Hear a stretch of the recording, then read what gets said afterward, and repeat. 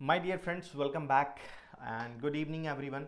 PO pre का exam पहले दिन का तो खत्म हो गया और इससे ये पता चल गया कि हमें कितना स्कोर आना चाहिए या फिर आपका नंबर ऑफ अटेम्प्ट क्या है और उसके बेसिस पे आपका क्या एक्यूरेसी रहा।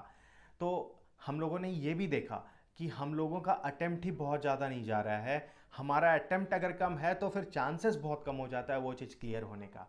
ठीक है।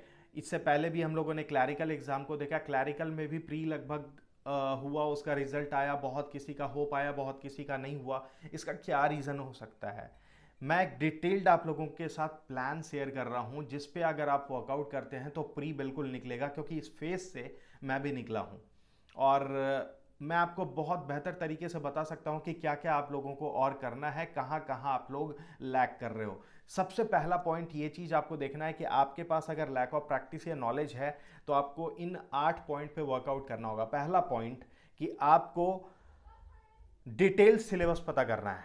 सबसे पहला पॉइंट कि सिलेबस पता होना चाहिए कि कहाँ किस सेक्शन में किस टॉपिक पे क्या क्या पूछा जाता है। बैंकिंग का बेसिक सिलेबस देखें तो वो है क्या।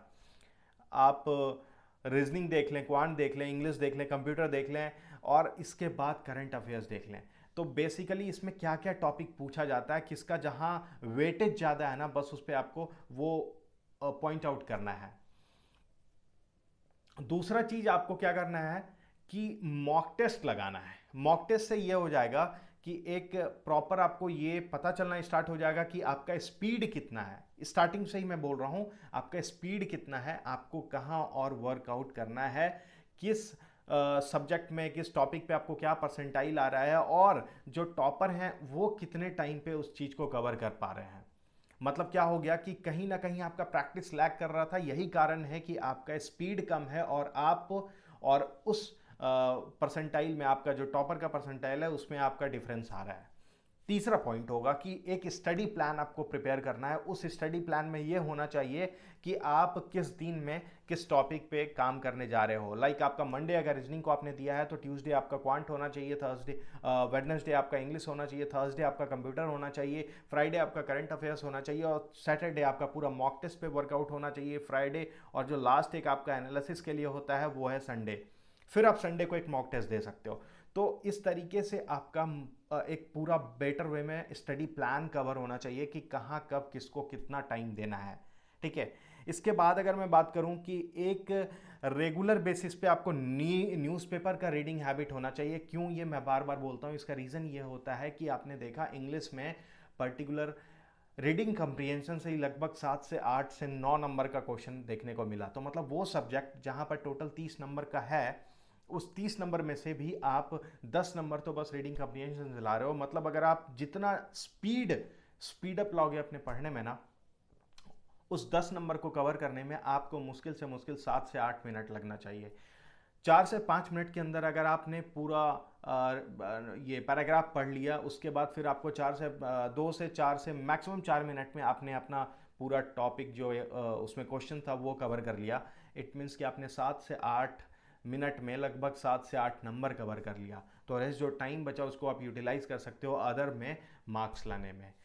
तो इसीलिए रीडिंग कंप्रीहेंशन, इसीलिए मैं बोलता हूँ कि न्यूज़पेपर बहुत ज़रूरी है। आपको पैराग्राफ का पता चलेगा, आपको किस टॉपिक में कहाँ नाउन प्रोनाउन कहाँ एडवर्ब यूज़ हो रहा है वो पता चलेगा। आपके पास एक वर्ड स्टॉक होगा और कहीं ना कहीं आपके पास वो धीरे धीरे देखते देखते पढ़ते पढ़ते ना आपके पास ये पता चलेगा कि ये पैराग्राफ तो मैंने कहीं पढ़ा है न्यूज़पेपर में। और मोस्ट ऑफ द पैराग्राफ जो होता है ना, आप द हिंदू को यूज़ किया करो। द हिंदू का मोस्ट ऑफ द टॉपिक आपको एग्जाम में देखने को मिल जाता है। और इवन ये मैं रिकमेंड भी नहीं कर रहा हूँ कि आप द हिंदू ही करो, लेकिन कोई भी न्यूज़पेपर का एडिटोरियल टॉपिक जरूर पढ़ा करो, वही वही आपके एग्जाम में देखने को मिलेगा। ये तो मैंने पॉइंट बताया।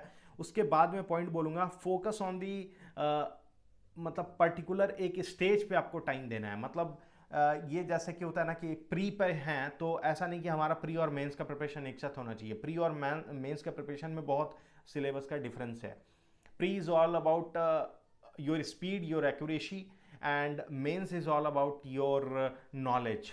जितना ज़्यादा आपके पास नॉलेज है, क्योंकि उसमें आपका टाइम बहुत रहता है, लेकिन उस टाइम में आपको क्या नॉलेज है वही वहाँ पर काम आएगा।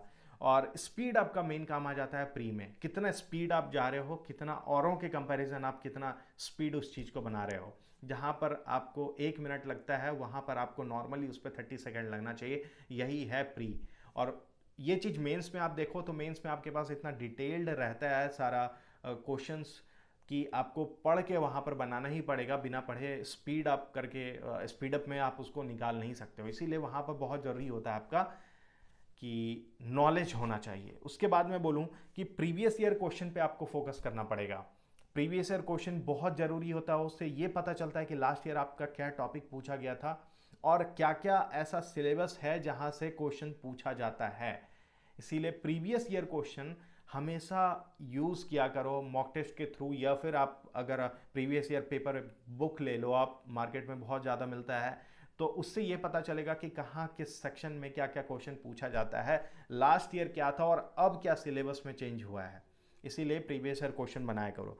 फिर उसके बाद करो कि focus on your particular subject that you have provided for that day. जैसे मैंने बताया कि अगर मंडे आपने रीजनिंग को दिया है, मतलब पर्टिकुलर डे के लिए रीजनिंग होना ही चाहिए। ऐसा हम लोग क्लब ना कर दें कि रीजनिंग, क्वांट, मैथ सब एक ही साथ हम लोग लेके चल रहे हैं। यही कारण होता है कि हम लोग किसी भी एक टॉपिक पे अपने आप को इन्हांस नहीं कर पाते हैं। इसीलिए ये ज़रूरी है कि आप क्लब ना कीजिए, पर्टिकुलर टॉपिक को पर्टिकुलर डे में टाइम दिया कीजिए और उस पर वर्कआउट किया कीजिए। एंड लास्टली मैं बोलूँ कि कट ऑफ, हम लोग पहले ही कट ऑफ पे बात करते हैं कि कट ऑफ लास्ट ईयर का क्या गया था, इस साल का क्या कट ऑफ जाएगा, इस पे एनालिसिस कर लेते हैं। लेकिन ज़रूरी है कि प्रीवियस ईयर कट ऑफ आप अपने पूरे प्रिपरेशन के बाद जाएं, ताकि ये पता चल पाए कि आपको क्या एक्यूरेसी मेंटेन करना है। अगर मान लो कि जहां 10 मिनट में आपको 10 सवाल बना लेना चाहिए था और आपने बना भी लिया, तो आपको ये पता है कि प्रीवियस ईयर कट ऑफ क्या था, उसके अकॉर्डिंग आपको और कितना मतलब अटेम्प्ट लेना है। इसीलिए प्रीवियस ईयर कट ऑफ बहुत इंपॉर्टेंट है। इस बार भी हम लोगों ने देखा मोस्ट ऑफ द स्टूडेंट का लगभग 60 से 70 के बीच में अटेम्प्ट, और 70 से ऊपर तो बहुत कम देखा मैंने, लगभग इक्का दुक्का देखा जिसमें 82 83 का भी अटेम्प्ट था। लेकिन आप ये समझो कि 60 से 70 और 50 से 60 इस दोनों को बीच में ही अटेम्प्ट है। तो जो 60 से 70 के बीच में आ गए हैं वो कहीं ना कहीं अपने आप को सेफ जोन में रखें, अगर उन्होंने अपना एक्यूरेसी मेंटेन करा है तो।